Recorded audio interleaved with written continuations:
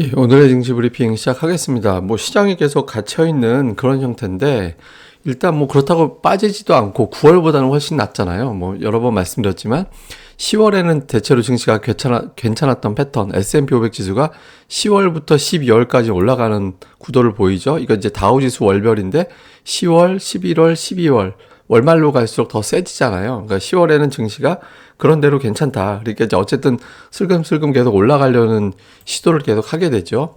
기술적으로 봐도 S&P 500 지수가 이제 50월선, 그러니까 50월선에서는 지지가 되면서 반등을 시도하는 그런 모습들이 나오고 있죠. 근데 이제 잘 보면 큰 음봉 맞고 반등 시도 나오고 그 다음 달엔 또 빠지는 이런 어떤 패턴도 좀 보였기 때문에 아직까지는 이제 대부분의 투자자는 기술적 반등이다. 그러니까 기술적 반등이다 보니까 어느 정도 저항대까지 올라가면 추가적인 매수하기가 어려운 거죠. 지금 이제 우리나라 투자들은 2250을 그 위치로 보는 것 같습니다. 더 반등은 할 것 같은데 추가적으로 올라가기에 뭔가 하나 좀 기다리는 그런 흐름이 만들어지고 있죠.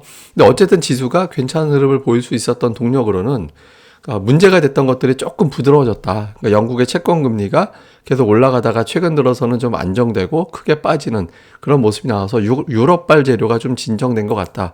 다음에 이게 유럽의 천연가스 가격이거든요. 거의 2달 전에 350유로 언저리까지 올라갔던 게 지금 100유로 이하로 빠졌잖아요. 그러니까 유럽이 올겨울에 난방비가 생각보다 덜 들어갈지도 몰라. 그러니까 이런 어떤 주장들이 나오고 있죠. 물론 여전히 가격은 예전에 박스권에서 움직일 때가 한 20유로 정도였기 때문에 그거보다 훨씬 더 비싼 가격이긴 하지만 어쨌든 최근에 유럽, 독일 증시가 3주 연속 올랐거든요. 그러니까 유럽의 걱정거리도 조금은 덜어지고 있다. 이런 것들도 시장이 쉽게 빠지지 않는 그런 동력으로는 작용하고 있습니다. 근데 문제는 뭐냐면 밀고 올라가려고 하면 뭔가 자꾸 나와요. 그러니까 어제 같은 경우는 중국 증시, 홍콩 증시 막 이런 것들이 발목을 잡았고 오늘은 2차 전지 이런 종목군들이 시가총액이 적은 종목들이 아닌데 몇몇 종목군들이 또 빠졌잖아요. 예, 이게 이제 오늘 블룸버그에 나온 보도인데 한국산 배터리의 어떤 좀 안전성의 문제가 좀 걱정되고 있다. 이런 내용들이 보도가 됐거든요. 그러니까 한국의 어떤 큰 기업이 이번에 판교 데이터 센터 화재에서 문제가 됐던 게 이제 리튬이온 관련된 배터리이기 때문에 이게 조금 이제 안전성에 의구심이 되지 않을까. 요 기사 나오고 2차 전지 관련주들이 빠지고 그다음에 이제 미국 중간 선거에서 바이든이 이긴다라는 보장이 없다. 이렇게 되면서 또 이제 신재생 에너지 관련주들이 빠지고 강원도의 어떤 레고랜드 관련된 이슈 때문에 또 이제 건설주라든가 이제 증권주들이 빠지고 이런 것들이 또 발목 잡으니까 시장이 방향을 잡긴 어려웠고요. 또 방향 잡기 어려운 날은 조금 이것 때문에 또 뭔가 하나 가지고 자꾸 집중을 하게 되는데 이게 또 중국 증시잖아요. 중국이 하락 출발했다가 밀고 올라갔다 하락했다 밀고 올라갔다가 계속 등락이 나왔거든요. 그러니까 뒷부분에서 아예 그냥 보합권에서 왔다 갔다 했죠. 그러니까 이거 자꾸 보면서 중국이 또 사고 치면 어떡하지? 이런 것들이 왔다 갔다 하다 보니까 투자자들이 이제 걱정은 좀 덜어진 것 같긴 한데 그렇다고 올라갈 정도는 못 되면서 박스권에 갇혀 있는 그런 모습을 좀 보였던 것 같습니다. 그러니까 수급에서는 그러니까 외국인 기관이 매수하긴 했는데 규모가 압도적인 주체가 없었잖아요. 그러니까 외국인들이 예를 들어서 한 3천억 정도 매수를 확 해주면 지수가 시원스럽게 올라가는데 그런 매수가 들어오지 않았죠. 그리고 기관도 보면 금융투자 빼면 그렇게 매수했다라고 보긴 어려웠거든요.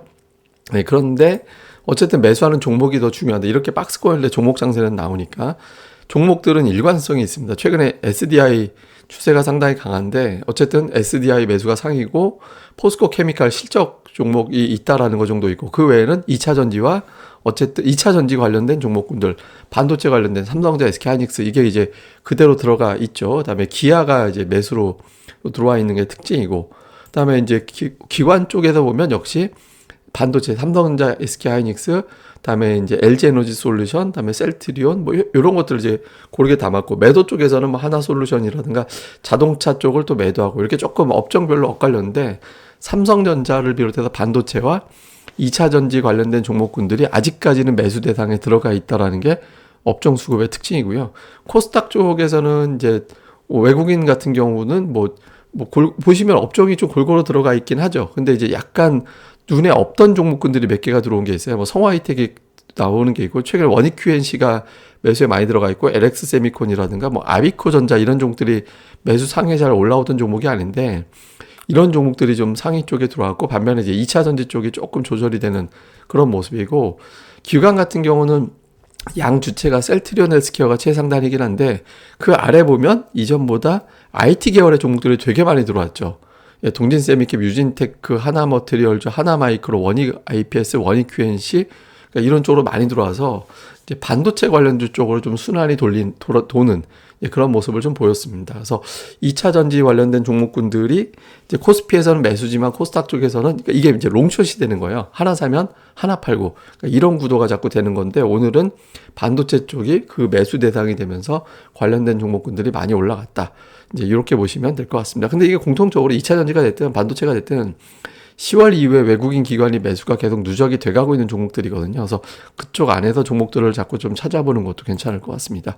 자, 이슈를 정리해보면 미국의 빅테크 실적 발표에 돌입을 합니다. 그러니까 그동안의 실적은 워밍업이고 이 기업들이 실적이 나오면서 주가가 어떻게 하느냐. 지수의 영향력이 큰 종목들이니까 이제 좀 돈의 흐름을 좀 우리가 가늠해 볼 수 있을 것 같고요. 그 다음에 이제 오늘도 장중에 중국 증시 의식하고 있거든요. 이게 이제 그냥 정치를 의식하는 거냐 아니면 중국에 대한 경계를 걱정하는 거냐 이거에 따라서 양상이 달라지거든요. 우리 입장에서는 그냥 정치적인 이슈라면 그냥 중국 팔고 한국 사는 구조가 되니까 나쁘지 않은데 중국의 경계를 걱정한다라고 돼버리면 우리도 어느 정도는 영향을 받을 수밖에 없거든요. 근데 이게 이제 경기 우려 쪽으로 가지 않고 정치 이슈로 간다면 이제 증시가 더 이상 빠지지 않고 좀 반등하는 시도가 나와줘야 됩니다. 그래서 중국 증시가 더 이상 이제 빠지지 않고 좀 버텨주는 그런 움직임이 나오는지. 그 다음에 이제 삼성전자가 잠정 실적은 나왔지만 구체적인 실적 내용들이 또 이제 속속 공개가 될 거잖아요. 그래서 실적 내용을 보면서 아, 반도체 업황이 내년도에 턴이 될 수 있겠구나. 또는 내년도까지 어렵겠구나. 여기에 따라서 이제 삼성전자 주가가 달라지게 되고 또 이제 코스피에도 영향을 주니까 요 구도가 중요합니다.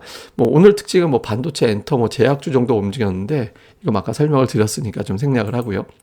그 다음에 제가 오늘 보여드리고 싶은 게 이게 이제 삼성전자하고 TSMC 추이인데요. 최근에 갈라집니다. 그러니까 방향이 좀 비슷하게 갔다가 최근 들어서 삼성전자는 올라가고 있고 TSMC는 빠지고 있거든요. 근데 이게 이제 대만 증시가 그렇게 가는 것도 아니에요. 왜냐하면 TSMC가 대만 증시보다 더 약해요. 예, 그러니까 코스피보다 삼성전자는 더 세고 이게 이제 어떤 의미냐면 아마도 TSMC 팔고 삼성전자 매수하는 거 아닌가? 그러니까 이렇게 추정이 되거든요. 그러니까 한때는 삼성전자보다 TSMC가 더 셌었잖아요. 그러니까 이게 약간 정치적인 대만을 시진핑 힘이 더 세진 것도 있겠지만 하여튼 대만을 둘러싼 여러 가지 문제, 그다음에 TSMC가 실적이 좋은 건 알겠는데 여기서 더 좋아질 건 없지 않나? 근데 삼성전자는 나쁜 건 알겠는데 더 나빠질 건 없지 않나? 뭐 이런 관점이 적용되는 게 아닌가 싶어요. 근데 이제 중요한 건 뭐냐면 여기까지는 우연히 나올 수 있죠. 근데 제가 어제 그 말씀 드렸잖아요. 61선 돌파가 돼야 된다고. 근데 61선을 돌파했다가 오늘 또 막혔어요. 종가가 얼마나 웃기게 마감되냐면 61선 한호가 아래 57,800원이 오늘 기준 61선이거든요.